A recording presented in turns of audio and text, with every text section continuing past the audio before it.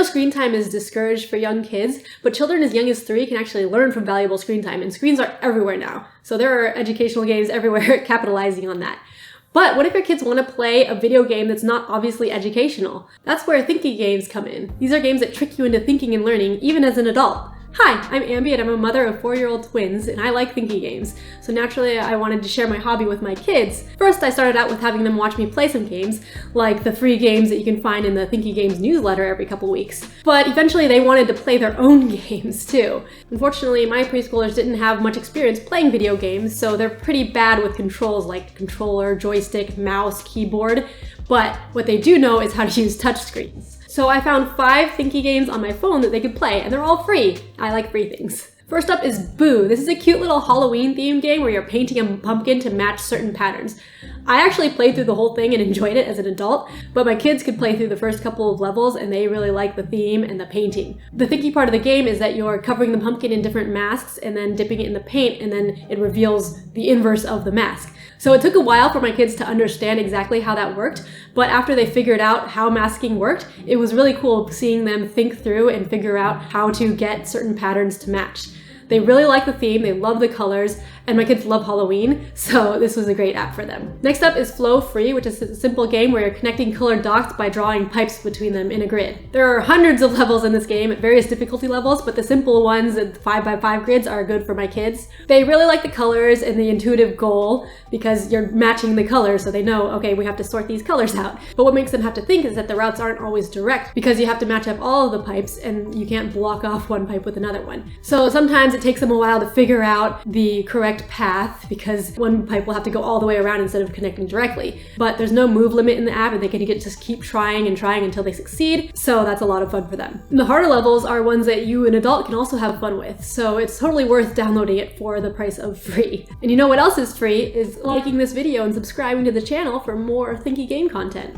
Next up is Rodocodo Code Hour, which is the most educational looking game in the list, but it's still cute and fun. This one teaches kids to code by having a little cat that they have to program movements to have them get to a goal. It's broken up into 2 age groups, so there's ages 4 to 7 and there's age 8 to 11. And my kids played the 4 to 7 one and they were doing well on the first few levels. At first they didn't quite understand the programming because you have to plan out the entire movement of the cat before the cat moves at all, which is a new concept to them.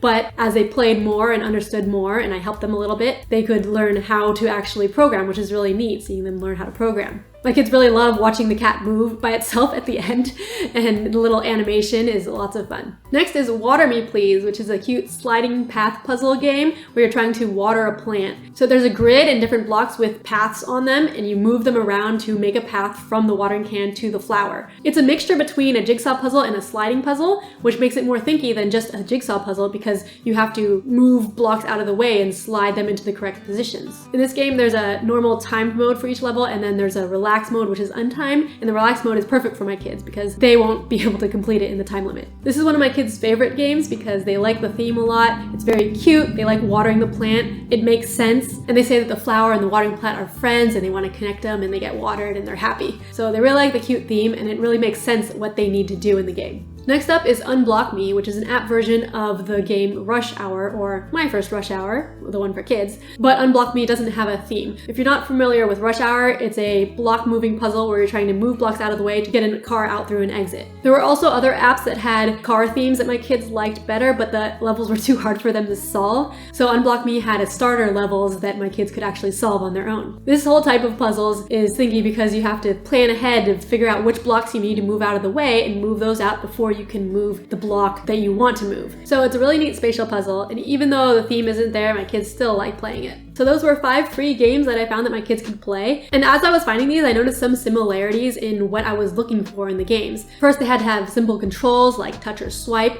They had to have an intuitive goal. A real world theme often helped because my kids could understand what they were trying to do. Since my kids can't read yet, they also needed to have no reading. My kids liked ones with lots of colors, with cute art, themes that they enjoyed. And as for difficulty, I needed to find ones that had easy levels with no time component, no move limits, and also no need need to restart a level so that they can just do trial and error and be able to complete it. And a lot of the apps ended up being ones that are for adults or that adults can play, but the early levels were easy enough for my kids to do, and they could just repeatedly play those levels. So if you're looking for games for your kids to play, maybe you can start off with games that you already play and see if there are easy levels for them to do. It was so rewarding watching my kids play and learn, and at first I needed to help them, but later they were playing independently and they would ask to play the game and be able to do levels on their own, which is really exciting. And remember also, at preschool ages, just a couple of months is such a big difference in learning capability. So even if the game is too difficult for your kids right now, maybe in a couple of months, it'll be perfect for them. Make sure to subscribe here and watch more videos on Thinky games for you and your kids, and check out thinkygames.com/newsletter for a bi-weekly newsletter where you get a free game that you can play yourself and have your kids watch maybe. Thanks for watching. Bye!